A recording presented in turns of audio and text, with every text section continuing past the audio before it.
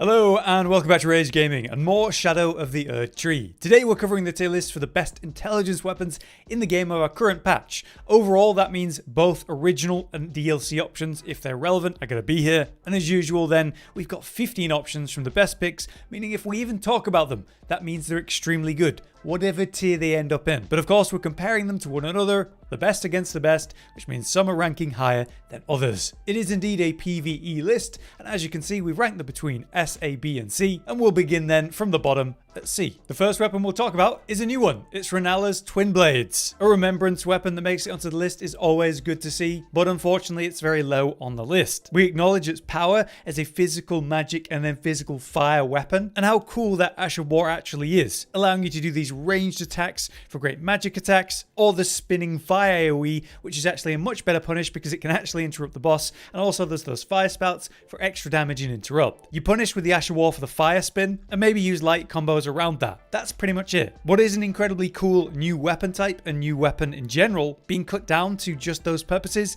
is incredibly disappointing. The reason for it is the complete lack of poise and how you're stuck in these combos. The light attack allows you to punish with magic at range, but the reality is you get stuck in this really long 5-hit combo that doesn't really do enough damage to justify how long it is. So I definitely think this weapon needs a buff, just in terms of either control, the damage, or the poise. I still like it, I just feel like it needs a bit of a push, and they very well may do that for this weapon. Next we have another new weapon, the Starline Sword. This katana is very cool in design. However, it wouldn't really be on this list if it wasn't for the Ash of War, which is that really long magic combo, having you flip and dash around, dealing great damage. The final part has you kind of iframe zip up into the air and slam down for the biggest hit. If you're able to hit the full combo, the successive build-up of that is incredible, and the raw DPS is very respectable. It'd be higher on this list if there was any protection for this combo. It's so easy for a single hit to accidentally clip you out of this thing. Obviously you can see how I can manage it by timing the attacks and the movement of the combo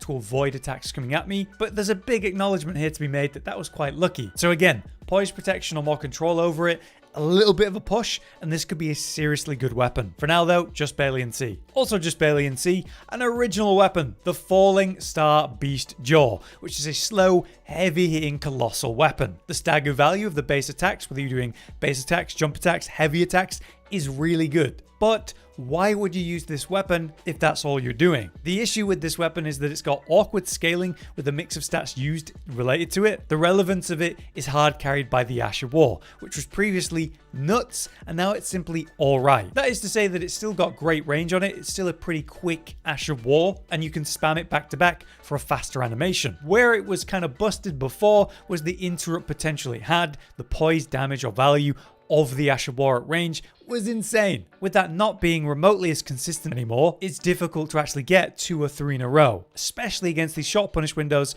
and faster bosses in general. It's just a safe, solid punish option around a kind of underperforming colossal weapon, but if you really like the idea of a magical colossal weapon, this is one of the best you could pick. Next up in C tier, we have the Bastard Stars, a flail which has actually seen a lot of love over various patches. Essentially the moveset's better, I find reliable stagger with the heavy attacks and so on, and it's just a cool looking weapon. But ultimately it is hard outshined by another weapon on this list that has a super similar Ash of War. This Ash of War has you kind of swing in a wide-reaching, pretty forward-lunging attack, dealing good damage, and then after a delay, big magic explosion in a big AoE. But it's kind of slow. That delay of the explosion means you can be punished while using it, and the fact that the explosion goes out a bit of distance means it can be really awkward to even land up close. It's almost like you're meant to play this at mid-range, but then you're holding a flail, so you need to be right up against them. I do like it though, and I think it's very usable, but again, super outclassed by another weapon we're going to talk about. Here's one to consider, a dagger, the glintstone kris.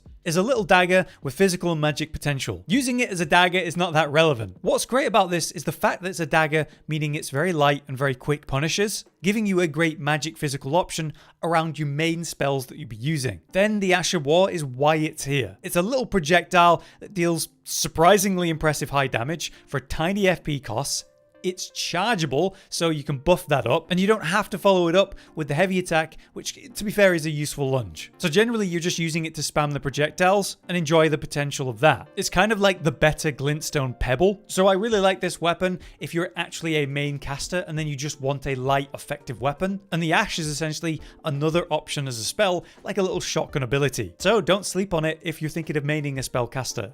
Lastly in C tier, I do want to mention the new greatsword of Radahn. There's two versions from the final boss, Lord or Light. And obviously I'm highlighting the Lord one here, which is essentially that classic long combo, dealing those bursts of light after each swing. This has significantly more DPS potential than, say, the Light version, which is more of a jump slam. And while that's a lot easier to hit, the damage of that's quite disappointing. So if you can time this combo off and get it off, you will absolutely destroy targets. It's amazing in the open world because you can trade and interrupt. And then baseline, you've got like a combo of colossal swords that are physical and magical. I rate this Lord version better than the original Radahn swords because of that awkward Ash of War, how slow that was. But it's so awkward that I feel it needs more poise protection or something, much like many of these C tier weapons. But now we move up to B tier, starting with the Royal Greatsword, another colossal sword. Another mix of physical and magical, with great reach as a colossal sword, the horizontal swings, a very versatile moveset, and the stagger potential, of course, is there. The special detail about this is the Ash of War though,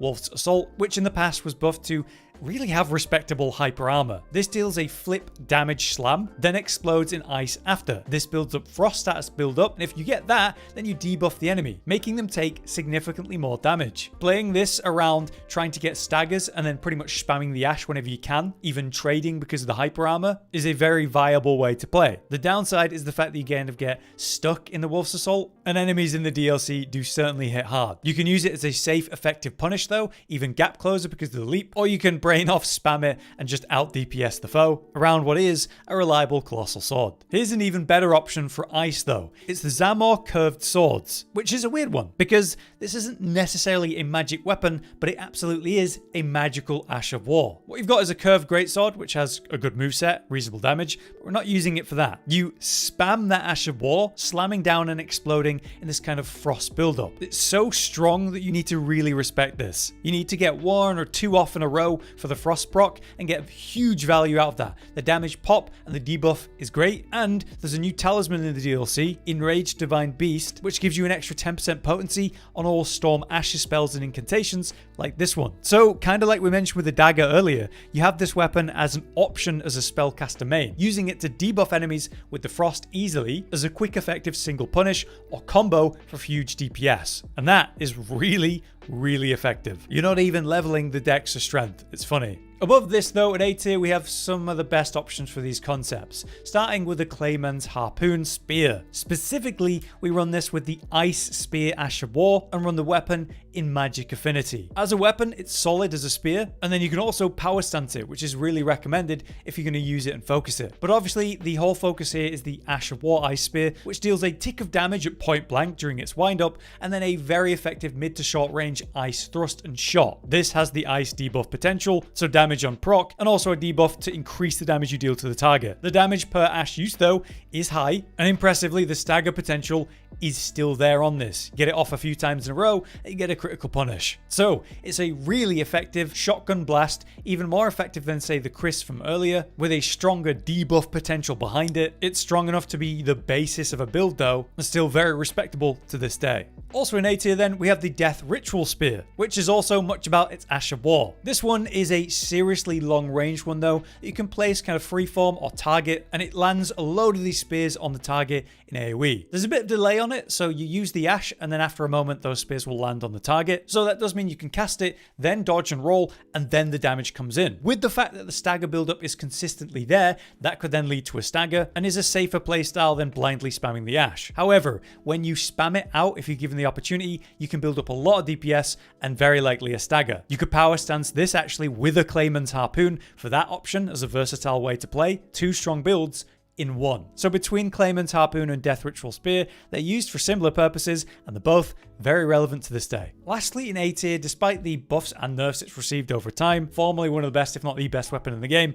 it's Moonveil. Quickly on this one then, the Ash still hits like a truck, and with buff setups, obviously that's even better. But did you know there's a new talisman in the form of rellans, where if you hold a stance for a few seconds, you get a damage boost. That works on moonveil, so technically it's better in this DLC. You're not always going to hold that for a couple seconds, right? But because you can, it does give you the option for an even harder hitting moonveil heavy attack. Don't forget there was the light attack version too, which is more of the horizontal swipe. That comes out quicker and there's a slight AoE potential to it, but you're mostly just using the heavy because you're also able to poise break with that. Good to break down a boss, punish it with a critical, and I still think this is probably the ideal weapon for a mix of melee and spells, like a melee spellcaster. You're going to have a hard time finding a better option than this, even now. There's not much more to say about it though. It's a physical magic katana, bit of bleed build up. You're mostly just using that heavy Ash of War. Now then, that brings us to S tier, your best picks. Starting with the Sword of Night and Flame, which is technically a mix of faith and intelligence, but mostly you're using the magic version, and so we went for intelligence for this weapon. It's still one of the best weapons in the game, and on my list of 15 best weapons overall, it was literally number 15. It's had its highs and lows, much like moonveil, but it finds itself in a nice place now. Again, as a stance weapon, you can hold a stance and then do a light attack. That'll be the magic beam, or you can do a heavy attack for the fire AoE, which is faster and easier to get off, but much less DPS potential. Having said that, some enemies are weak to magic, some enemies are weak to fire, so it's up to you. Generally though, you maximize the Ash damage, and you can even use that new talisman, just like moonveil, to hold the stance and increase its damage after holding it for a few seconds. So technically, again, better in the DLC. The downside of the weapon is the poise, where you will get knocked out of it very easily, but thankfully due to the medium range, you can play at medium range and get very reliable safe punishes with it. You just can't kind of brain off spam it, and that's fair enough.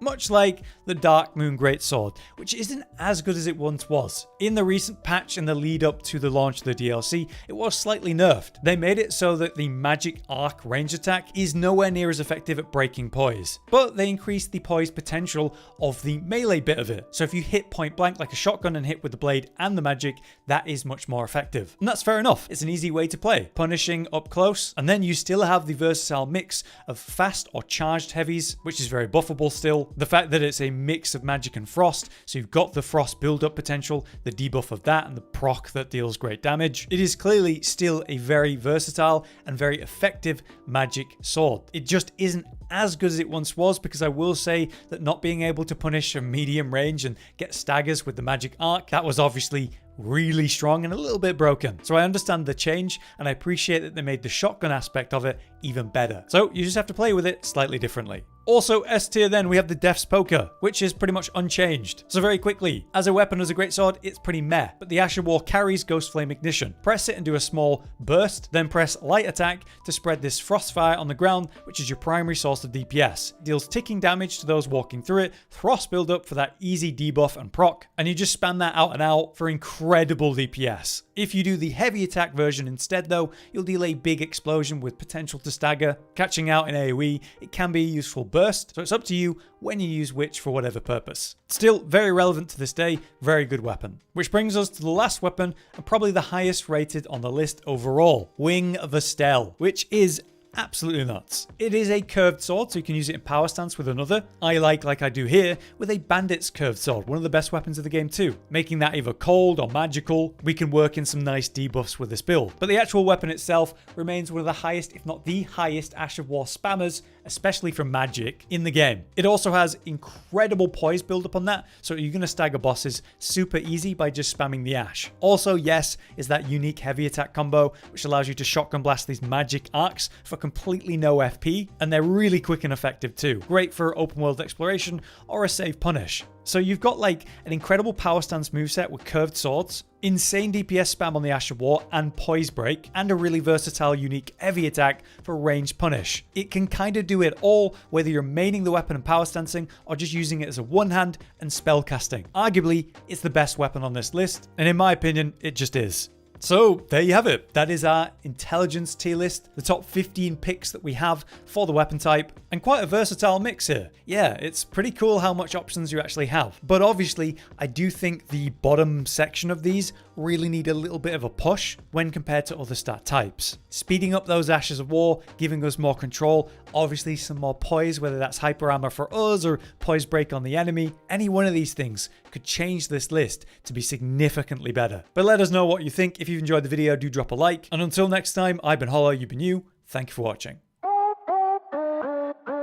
Josh, Cotton, and Hollow with the videos, dropping the humor like a hammer on your tippy toes, bringing entertainment on a daily arrangement to take our insanity and turn it into entertainment. Yes, I said entertainment twice, to reiterate that it is nice to look into your faces on a mostly daily basis when you let us in your homes to make the whole world a stage.